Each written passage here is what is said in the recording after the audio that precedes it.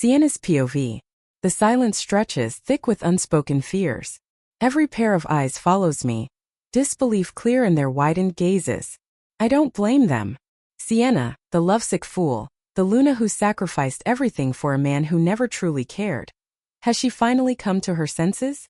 She has. Spine straight, I don't waver. Rarity, assemble the council. We need to meet. Sienna. She hesitates. Are you sure this is the right move? For you, for all of us. I will take over as acting alpha. A murmur ripples through the chamber. The door swings open with force and Ricard strides in, his presence heavy as a thundercloud. My father's beta, loyal, disciplined, unyielding. His gaze lands on me and I see it, the flicker of unease, the silent dissent. As you see fit, he says finally. But may I advise we move quickly? Your father's funeral arrangements. A small ceremony. In a few days. I reply, my voice steady despite the grief clawing at my chest. Push it down, Sienna. Not now. Not in front of them. The pack watches, uncertain. They've never seen this side of me. But they must learn to accept this alpha. Until the ceremony, we keep my father's passing quiet from the outland packs. Any perceived weakness could be exploited. Rarity nods, but her silence speaks volumes. We're thinking the same thing. Rogues. That's enough. We need to move, she orders sharply. The room empties save for Ricard. He doesn't move, his stance unyielding. You have something to say, Ricard? I ask, folding my arms, mirroring him. A muscle jumps in his jaw, but still he stays silent. Rarity exhales in frustration. Oh, for the goddess' sake, just spit it out. You don't think she can do it, do you? His eyes meet mine. I served your father for many years, Sienna. I respected him. And I respected that he never forced you into leadership. Lifting my chin, I mask my sorrow. Maybe he should have. Ricard studies me. Your father, Zeno, wanted nothing more than your happiness. My chest tightens. Mistakes were made. I admit. I was a fool who thought happiness meant being someone's wife instead of leading my pack. I won't make that mistake again. This isn't just about taking his title. Windhowl is drowning in debt. We're vulnerable. If the wrong ears hear of this too soon, we need resources. Allies. I cut in. I have a plan for that. Both of them listen, intrigued. The summit of Alpha, that's our last chance. Ricard's brows furrow. The hosting rights? Yes, Rarity confirms, handing me a schedule. If we win, we gain financial support, connections, and influence. Everything we need to survive. Ricard's expression is unreadable. You know who else is competing? I don't need to ask. I already know. Raiden. His name is bitter on my tongue. Ricard watches me closely, expecting hesitation. He will not find it here. I don't care if Silverfang is competing. Windhowl needs this and I'm not backing down. Rarity hums in approval. No, you're not. Ricard considers for a moment before nodding. Then we'd better start preparing. Raiden's POV. The pack house is dimly lit when I step inside. It's quiet, which suits me fine. The exhaustion clinging to me like a dampened, soggy second skin. Another day filled with meetings, negotiations, responsibilities I shoulder without question. Rolling my neck, I glance the grand halls. There is not a soul to be found. Something feels off. First, I can't place it. But as I move deeper into the house, a nagging sensation grows stronger. Then I realize it. The scent of fresh flowers is missing from the foyer. The usual warmth of candle light in my study is all but dead. Inside only blackness, as if it belongs to no one, let alone the Alpha King. The faint hum of carefully selected music no longer drifts through the air. The small, insignificant comforters I rarely pay attention to, gone. What's happening? Where is my tie for tomorrow? I call out to the silence, irritation lacing my voice. There is nothing, Silence. Is this a joke? Suddenly, I hear heavy patters of feet. The butler, a young pup just happy to be here, appears. His posture is stiff, his face is neutral, but his eyes give him away. He's lost. Alpha, sir. He clears his throat. He's panicking and he should be. Many apologies. How can I assist? My tie, Gorkin, where is it? I'm very sorry, Alpha, I do not know. Is this pup serious? I swallow down the instinct of rage, settling on a frown. What do you mean you don't know Gordkin? That's exactly your job, what you're paid to do. No. The growl escapes. I cannot control the fury. He's terrified, but it makes no difference. I want answers and I net them now. Speak, pup. Lady Sienna. She is the one who prepares your belongings, Alpha. She handles the schedules, makes your social arrangements, And you? What do you do? The question burns between us. I'm sorry. I wave a hand, cutting him off. So everything that is misplaced and wrong in this house tonight is due to the Luna's absence? Is that your explanation? The butler trembles but remains silent. Exhaling sharply, I run a hand in through my hair. Maybe that crazy woman was actually useful after all, You are excused, pup. Suddenly my wolf stirs in the back of my mind. A low growl of disapproval rumbling through the deep chords for our bond. You never appreciated her. I scowl. Why are you so keen on defending her, Horace? She chose marriage for an alliance. She has no love for you or me or this pack. She manipulates, lies. Horace is silent for a moment before he reposes, voice quieter but firm. If you keep ignoring Sienna and pushing her away, you'll come to regret it, Raiden. Mark my words, nothing good can come of this.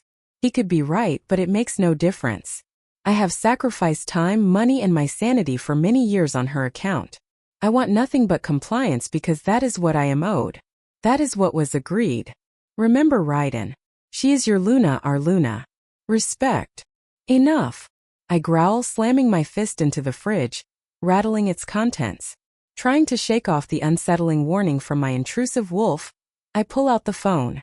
Only a few hours ago I commanded her to be home. She has disobeyed me.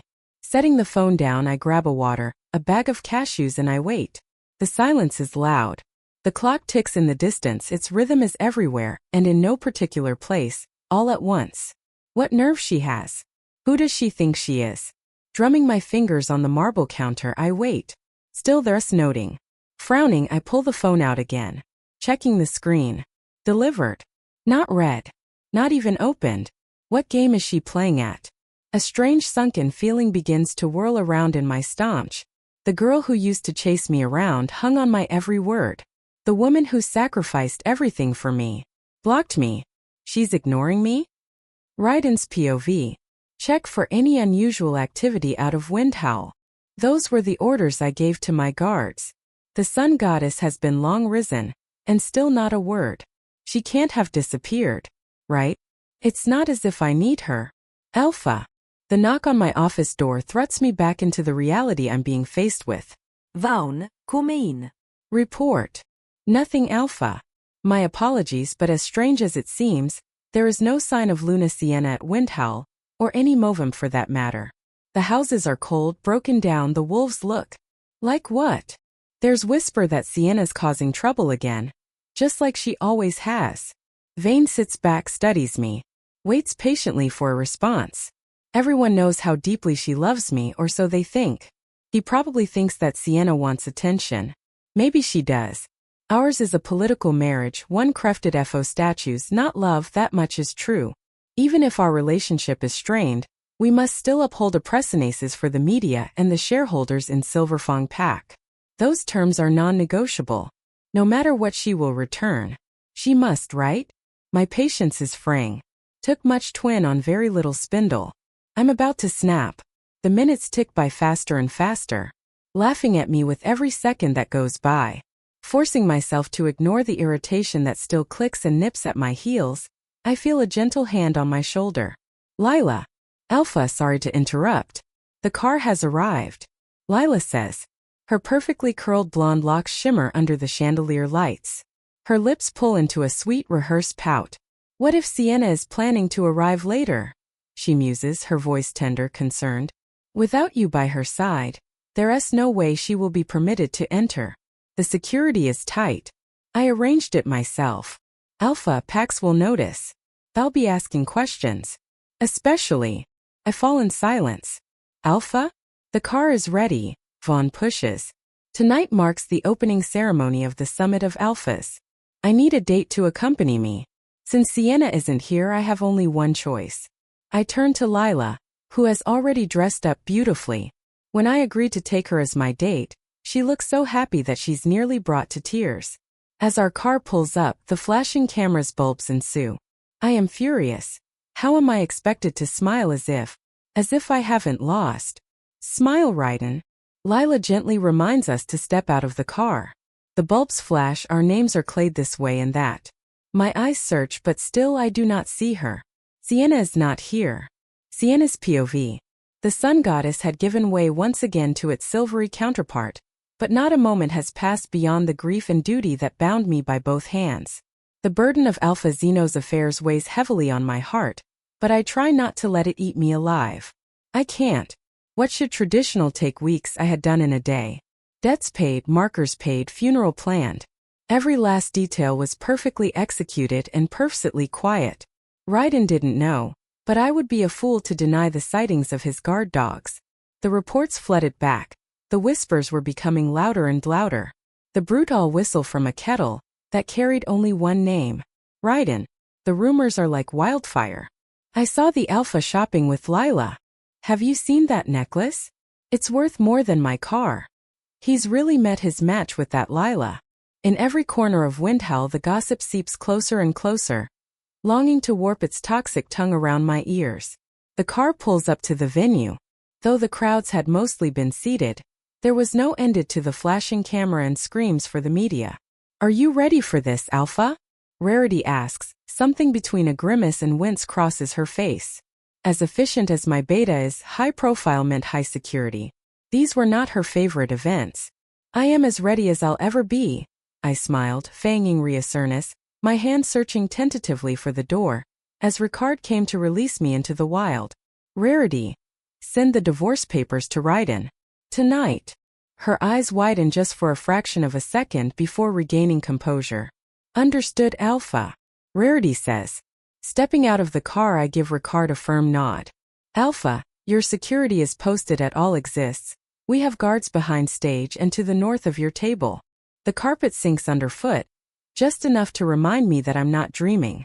This is the new reality, the new me. The mermaid cut gown clings to my form, fraying at my feet, toes adorned with imported diamonds and gold heels. My hair was pinned up, the deeply black treases reaching just to the small of my back, the shine, the opulence. I am a deliciously expensive fever dream incarnate. 2 steps inside the door, the lights go down. Blue laser spirals trace the walls until all goes black. Now comes the spotlight. Ladies and gentlemen. The event host's voice rings sharply through the speakers. Introducing the new acting Alpha of Windhowl, Sienna Winslow. The moment I step inside, the room falls silent for a brief second. The flashbulbs froze for another second. The shock is vibrating through the gathered elites. What? Sienna?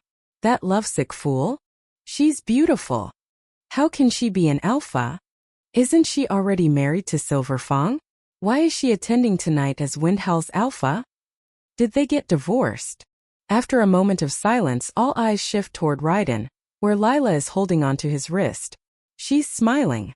Raiden's eyes lock onto me, they're dark, unreadable. For a brief second, sadness scorches through my chest. A burning that I can't quite put a finger on, but I know hurts. Then he speaks. Sienna, what is the meaning of this? Why are you showing up alone? His voice is low, but it's taut. Do you know what this means? What sort of joke are you playing at? The words are like lashings. I feel the eyes of the room on us. No matter how low his voice, it's clear to all who witnessed tonight's grand spectacle, there is no union here, respectable, political, or otherwise. It means, Raiden, we are on opposite sides of the chessboard. We aren't even playing the match. I am here alone because I am alone. Raiden shakes off Lila and pulls me into a secluded corner. His jaw tightens. You listen to me. The growl rumbles, but I do not flinch. There is no space for fear in my heart. The pain has long seared it away. No, I say. What? You can't, Raiden says. Raiden. I take a deep breath, watching his eyes. Those I once loved for so many years. Those eyes held no love for me. Only doubt and disdain. I knew then it was time to let go. I say we were over. Raiden. What? Raiden. Raiden, the great Alpha King, stands before me, speechless. I want a divorce. Raiden. The paperwork will be on your desk tonight. The words are sharp. They cut him like a dagger, but I have no regrets. And for the first time I see something in Raiden's eyes I could never imagine. Shocked,